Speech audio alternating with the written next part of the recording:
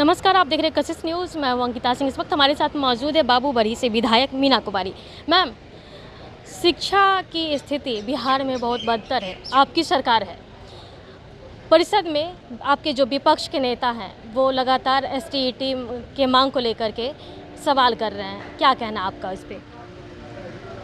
देखिए, सबसे पहले तो आपको धन्यवाद देती हूँ। और रही बात शिक्षा पे जो सवाल उठ रही है, आपको और सबको पता है कि बिहार की जो स्थिति थी उसमें माननीय मुख्यमंत्री जी ने 18 सालों से जो काम किए हैं वो किसी से छिपा नहीं है। और ख़ासकर शिक्षा पे उसमें कुछ जो उनका सब कुछ जो होते हैं शिक्षक या उनका जो कार्य करने का जो अपना तरीका होता है वो लोग अपने नज़रिए से देखता है।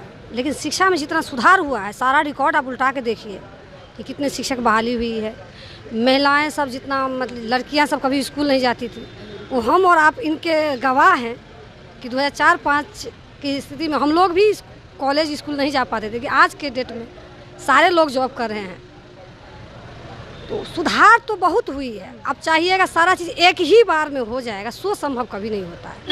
लेकिन माननीय मुख्यमंत्री शिक्षा में बहुत सुधार किए हैं और उम्मीद है कि आने वाले समय में इससे ज़्यादा बेहतर हो। मैडम, रोजगार, शिक्षक अब देखिए कि चंपारण से पैदल यात्रा कर रहे हैं। बार बार उन्हें आश्वस्त किया जाता है कि आपकी बहाली हो जाएगी। एक तरफ शिक्षा मंत्री कहते हैं कि हमने हस्ताक्षर कर दिया है, दूसरी ओर सदन में मुख्यमंत्री जी कहते हैं कि हमें पता ही नहीं है।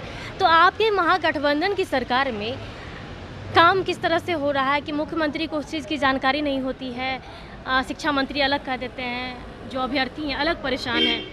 नहीं, ये बात तो मान लीजिए कैबिनेट वाली बात जो होती है तो सारे आप माननीय मुख्यमंत्री जी और सारे मिनिस्टर के बीच में होती है। अब कल माननीय मुख्यमंत्री जी आप देखबे किए होंगे लाइव कि चंद्रशेखर बाबू जी को बोले थे कि कुछ बात जो होती है सो कैबिनेट वाली सो अपना कैबिनेट के अंदर ही रखिए। तो ये मामला थोड़ा अपना उन लोगों का है, इसमें कोई बड़ी बात नहीं है। सारा अपना टीम जो तय करता है वही होता है।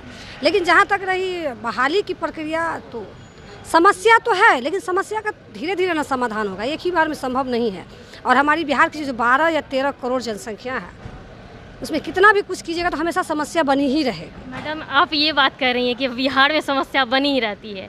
आपकी सरकार है, बिहार में ही नहीं, हर जगह। ठीक है, जैसे बिहार में 12 करोड़ जनसंख्या है तो जनसंख्या के आधार पर आपकी क्षेत्र की जो मान लीजिए आप भारत के सारे राज्यों को देख लीजिए, विकसित विशेष राज्य की मांग इसीलिए नहीं हो रही है कि विशेष राज्य की मांग देगी।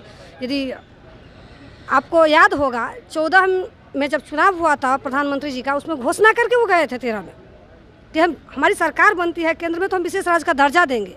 आज यदि वो दर्जा दे दिए होते तो ये परिस्थिति नहीं होती, जो कि लगातार वो भी एनडीए के साथ बराबर बिहार में वो सत्ता में रहे हैं।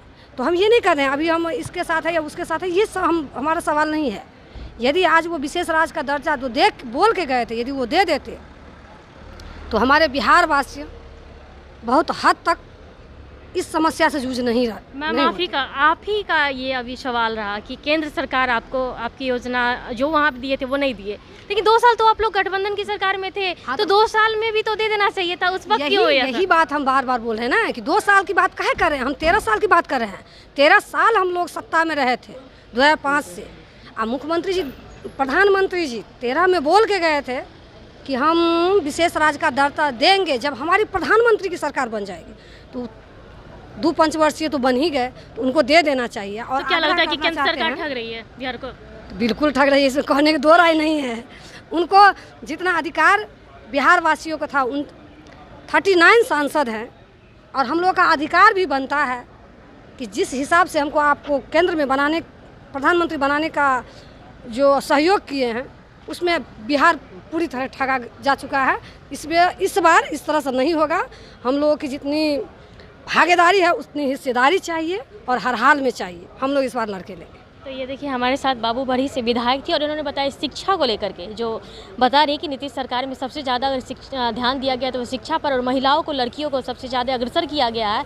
इसको लेकर के रोजगार के भी अवसर बिहार में बहुत हैं, ये बता रही हैं। साथ ही साथ केंद्र सरकार पर भी आरोप लगाया है कि केंद्र सरकार अगर हमें विशेष राज्य का दर्जा दे देती तो बिहार में रोजगार के और भी अवसर खुले होते। फिलहाल के लिए इतना ही। बने रहे कशिश न्यूज़ के साथ। पटना से।